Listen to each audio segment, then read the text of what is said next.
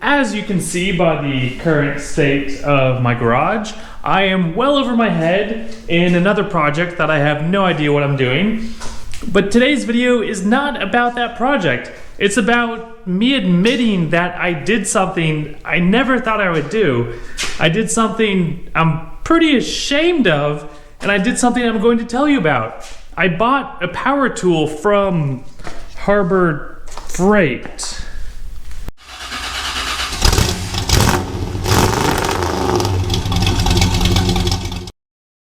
Yes, that's right. Me, the person who supports nothing more than DeWalt tools. Seriously, it's a sickness. If it's yellow, there's no other option. Uh-oh, I heard a noise. I think Demery's home. Wait for it. Wait for it.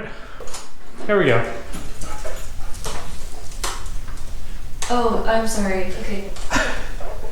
Bye. Welcome home. Thanks. As I was saying, I bought a power tool from Harbor Freight.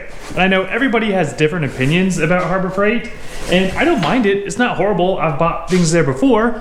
Things like zip ties or like a cheap screwdriver. Actually, I haven't even bought a screwdriver there. But I have a rule about Harbor Freight, and that is just don't buy anything with moving parts.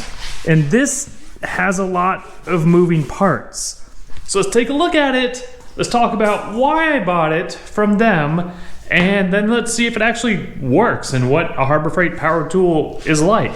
This is a SCT, or Surface Conditioning Tool. I think it's also called a Surface Contouring Tool. It's made to strip paint, mostly in the automotive industry, by using these big drums. These big drums are just big pieces of sandpaper. And I really wish I knew this before I sanded my Volkswagen Beetle by hand like 2 years ago. I sanded and sanded and sanded until I wanted to die, and then I sanded some more because I did not know something like this existed.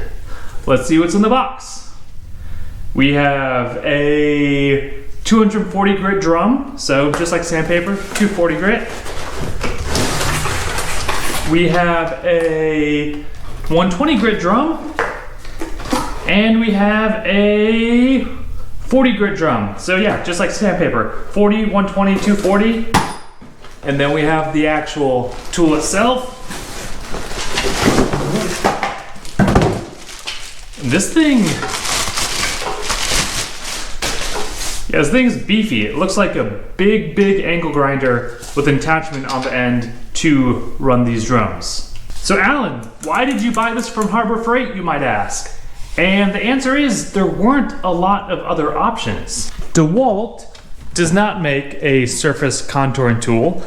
The closest thing I can do is an angle grinder with a flappy paddle disc. And in fact, no kind of major tool manufacturer that you're gonna find at Lowe's or Home Depot, or really none of the tools that you're gonna see at a construction site, they don't really make this tool because it's specifically used in the automotive industry, and then also a lot by welders to clean up metal before welding it.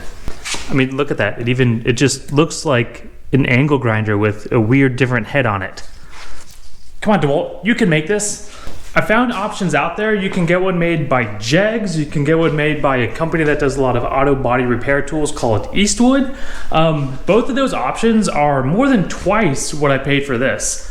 And also, when you look at the pictures, put them side by side, they look identical, where I really kind of think they all just came out of the same factory and they just put a different color plastic on it to make it a different tool for a different brand.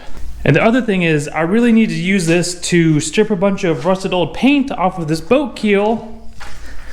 And if it survives that, I need to strip, well, you know what? I'm gonna strip for you. I'm gonna show you what I need to strip. I need to strip down this red fender that does not match my green Volkswagen because, well, my green fender fell off when the tire fell off and I had to get a red fender, but we don't talk about that. So really, I just need it for 2 jobs, and I'm not gonna go buy the tool that costs twice as much for 2 jobs. Now, first impressions out of the box, I'm pretty happy that it actually came with these 3 drums. The Eastwood version, which cost twice as much, from what I remember looking online, I think maybe came with 1 sanding drum. Quality-wise, it's heavy, so there is some sort of metal in here. The plastic, it seems a little chintzy, not as, beefy as a DeWalt or a Makita tool. I don't know why I said Makita. I know nothing about Makita. I only use DeWalt tools. Don't look over here. We don't talk about those. Did come with some Allen wrenches, and I think these are bolts to install a handle for maximum comfort. And it actually came with a nice long power cord. A lot of times cheap tools just give you a short little power cord. So yeah, I am pretty impressed right out of the box. A little sad it didn't come with a storage case or a storage bag. I'm going to have to go buy a toolbox or a bag for this to live in, but we're getting ahead of ourselves. Let's see how it works compared to the sander that I was using. This thing right here, like I said, is a keel off of a sailboat. It is a big piece of metal that lives underneath the sailboat, under the water, that keeps it from flipping over when you're out sailing around. And they are made out of metal. They come in all sorts of different shapes and sizes. This one is about 600 pounds, and it's a little rusty because it's metal that's been sitting in the water. I've already been doing some work on this side. That's why it's all these different colors of filler and epoxy. So I'm going to flip over this 600-pound piece of metal, and we're going to try out the SCT on the other side. And then also I'm just going to try out my regular sander and angle grinder, which I've already been using, to see if the SCT is worth it or if I wasted my money on a piece of crap.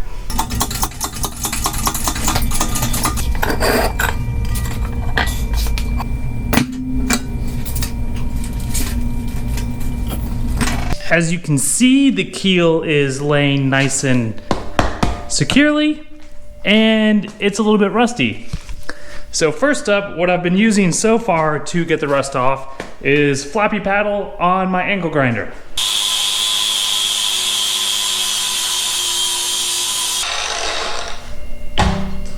Next up, 80 grit sandpaper on my cordless sander.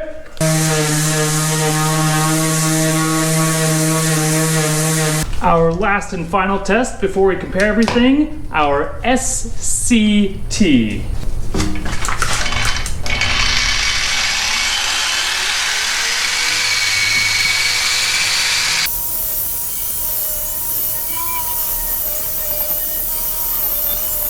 Had to open the garage door. It was getting a little dusty in here, but we tried out all three, and what did we learn? The first thing we learned is build quality on this guy is not great. I actually already stripped out the screw that holds the drum on.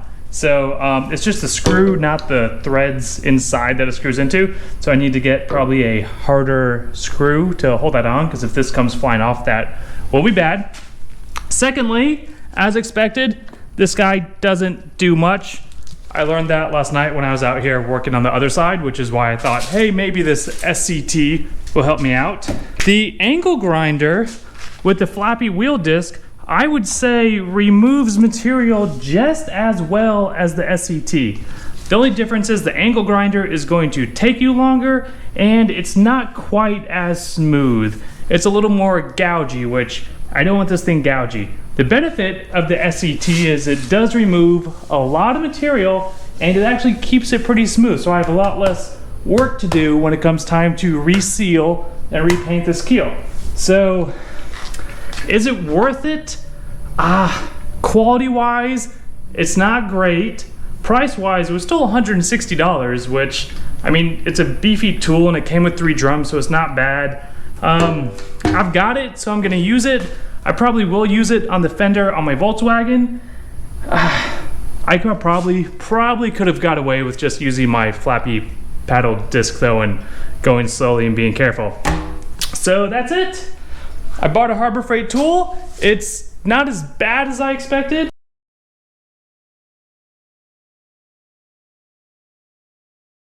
Guess what? This video isn't over. It is tomorrow, or the next day from yesterday. For you, it's all the same day. But anyways, last night, after I was done talking about my SCT from Harbor Freight, I did a lot of work with it.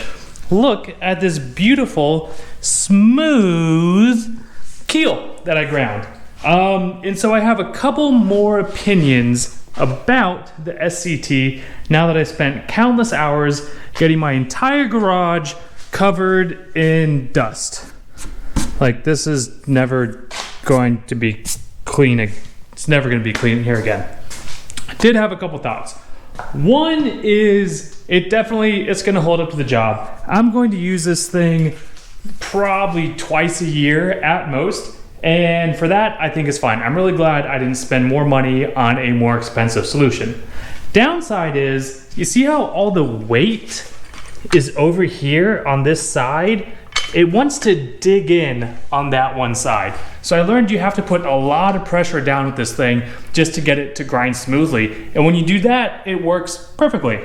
Other downside is this screw right here screws in opposite of the way it goes. And that's because the drum spins forward. If it wasn't reverse threaded, that screw would come off and the drum would come off and the whole thing would fall apart and that would be bad. The thing I don't like about that is every tool I have that is counter threaded, reverse threaded like that, like this saw and this saw and this saw and this grinder and that grinder right there, and that grinder over there, and probably this saw, and this other grinder, and the saw in this bag, and I think there's another grinder in a box up there. Every single one of those tells you that it's reverse threaded because idiots like me can't remember, and we spend 5 minutes trying to tighten a screw when we're really loosening it, or vice versa. Yeah, we can fix that though.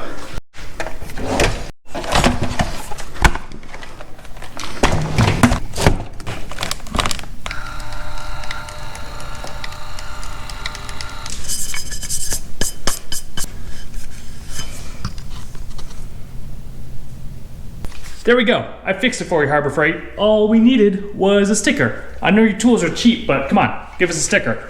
If you would like a I screw backwards label, leave a comment below and I will send you one until I at least run out of tape for my label maker. And until next time, I now have to flip this over and grind the other side. So, yep, let's get to flipping. But what it is a big fancy sander that's made to strip paint mostly in the